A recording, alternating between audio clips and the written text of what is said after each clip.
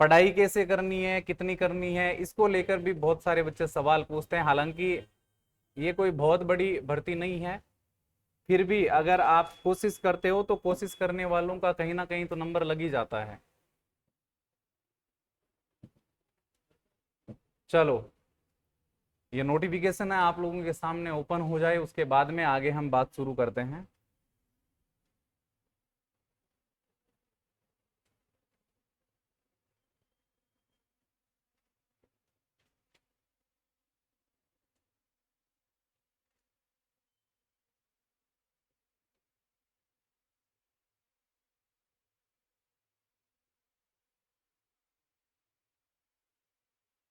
राजस्थान विधानसभा भर्ती है, 4th grade कर्मचारी की भर्ती है, ठीक है।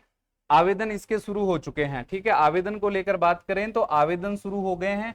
कैसे चयन होगा, पद कितने हैं और वर्ग के अनुसार पद दिए गए हैं या नहीं दिए गए हैं, इसको लेकर बात कर लेते हैं। एक ऐसी ही भर्ती विद्यालय के अंदर, यानी जो सरकारी विद्यालय है उनके अंदर निकलने की संभावना है, और उसके अंदर लगभग 18,000 के आसपास पद जो है वो बताए जा रहे हैं।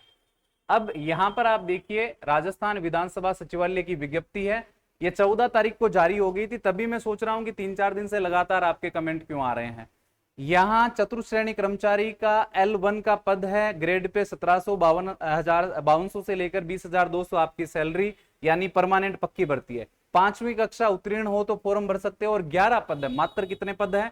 11 पद है। अब इसमें डाउट ये था कि सर इसमें विधवा परित्यक्ता का पद है क्या, तो ये बात थोड़ा सा समझ लो, ये बहुत छोटी भर्ती है, तो इसमें पदों का जो वर्गीकरण है वो इस प्रकार से किया गया है कि इसके अंदर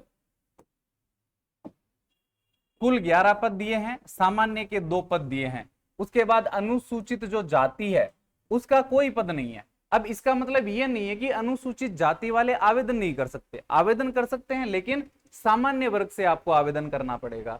अनुसूचित जनजाति की बात करें तो देखिए कोई पद यहां पर आपको नहीं दिया गया है। इसके बाद में यहां पर अन्य पिछड़ा वर्ग के 3 पद आपको दिए गए हैं। इसके बाद में अति पिछड़ा वर्ग के 2 पद आपको दिए गए हैं। इसके बाद ईडब्ल्यूएस यानी आर्थिक रूप से जो कमजोर वर्ग है उसके लिए 3 पद आपको दिए गए हैं, और इस वर्ग में सामान्य महिला का 1 पद आपको दिया गया है। तो कुल मिलाकर यहां पर कितने पद है? 11 पद आपको दिए गए हैं, ठीक है। तो देखिए, पद जिस कैटेगरी में नहीं होते हैं उसको हमेशा सामान्य से आवेदन करना चाहिए, ठीक है। चलिए आगे बढ़े। आगे इसमें देखिए, श्रेणी अथवा वर्ग के बारे में बताया गया कि शुल्क कितना जमा करवाना। जब आप आवेदन करोगे तो 600, 400 रुपए कैटेगरी के अनुसार आपको पे करना है आवेदन शुल्क के रूप में। आयु सीमा को लेकर सवाल होता है। इसमें देखिए 1/1/2024 तक, 24 की बात करी गई, यानी आने वाले साल की 1 तारीख तक अगर आपकी उम्र 18 वर्ष हो जाती है तो आप इसमें आवेदन कर सकते हो, लेकिन 40 वर्ष से आपकी उम्र ज्यादा नहीं होनी चाहिए, ठीक है। ये आयु सीमा को लेकर सवाल हो गया। आवेदन शुल्क जो है वो ई ग्रास के माध्यम से ही आपको जमा करवाना, यानी ऑनलाइन आपको जमा करवाना है। आवेदन शुल्क अप्रतिदेय, नॉन रिफंडेबल होगा, यानी एक बार जब आप पे कर दोगे तो वो पैसे वापस नहीं आएंगे। ऐसा नहीं कि आप जाकर सरकार को गड़ो पकड़ लो, नहीं पाछा दे हमारा, पाछा कोई कुन दे लो। इसके बाद दिया गया, राजस्थान विधानसभा द्वारा जारी होने वाली समस्त भर्तियों हेतु आवेदन करने पर एक बार ये आवेदन शुल्क लगेगा, यानी एक ही बार आपका आवेदन शुल्क इसके अंदर लगने वाला है। इसके बाद में आगे देखो, अंतिम तिथि 29/6/2023 दी गई है, यानी 29 तारीख इसकी लास्ट डेट है। इससे पहले पहले आपको क्या करना है? आवेदन कर देना है। आवेदन उक्त दिनांक को भारतीय समय अनुसार रात को 12 बजे आवेदन बंद हो जाएंगे, ठीक है। और निर्धारित आवेदन पत्र भरे जाने हेतु निर्देश, अन्य आवश्यक जानकारी आपको विधानसभा की जो वेबसाइट है इसके ऊपर दी गई है, तो वेबसाइट पर आप विजिट जरूर कर लेना, एक बार ध्यानपूर्वक सारी चीजें पढ़ लेना।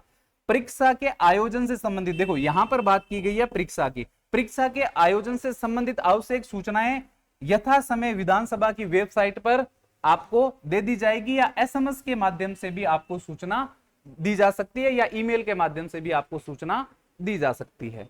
इसके बाद में आगे बढ़ते हैं।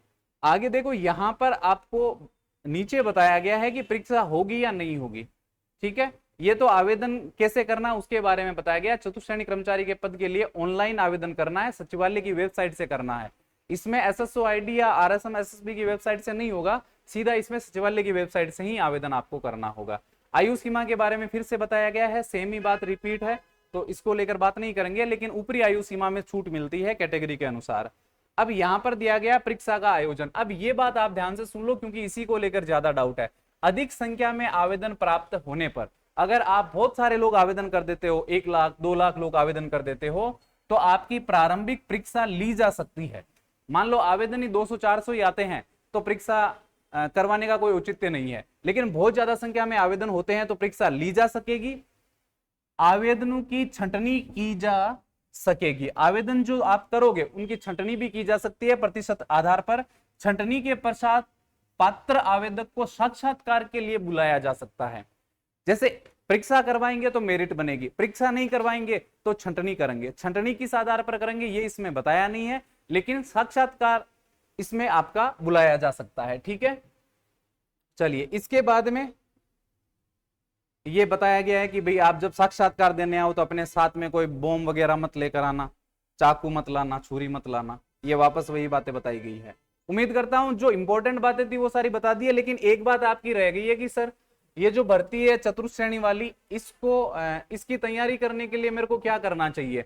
तो एक तो ये वाली भर्ती है आपकी, एक ये वाली भर्ती है, इसके अंदर 18,000 पद है, ये स्कूल चपरासी की भर्ती है। इन दोनों की तैयारी करने के लिए आप ये वाला जो बैच है ये ज्वाइन कर सकते हो दोहरा क्लासेस एप्लीकेशन पर। ठीक है, दोहरा क्लासेस एप्लीकेशन पर अगर आप ये वाला बैच ज्वाइन करते हो तो आपकी जितनी भी चतुर्थ श्रेणी भर्तियां आती है उन सब की तैयारी हो जाएगी। और ये नया बैच है और ये लाइव फ्रॉम क्लासरूम है। ठीक है, लाइव फ्रॉम क्लासरूम है, ये आप ज्वाइन कर सकते हो। अब आप पूछोगे सर पैसे बताओ। पैसे की बात करूं तो सर कितने हैं इसके पैसे कितने हैं आप एप्लीकेशन पे देख लेना। दोहरा क्लासेस एप्लीकेशन को इंस्टॉल कर लो, उसके अंदर आप जैसे कोर्स देखोगे तो ये वाला कोर्स आपको मिल जाएगा और उसमें आपको पैसे बताए हुए मिलेंगे। अभी ऑफर है, वो ऑफर कितने का है, कितने % की छूट है, वो बात आप जाकर चेक कर लेना। तो हम मिलते हैं आगे नए वीडियो में, तब तक के लिए आप सभी को थैंक यू, जय हिंद, धन्यवाद।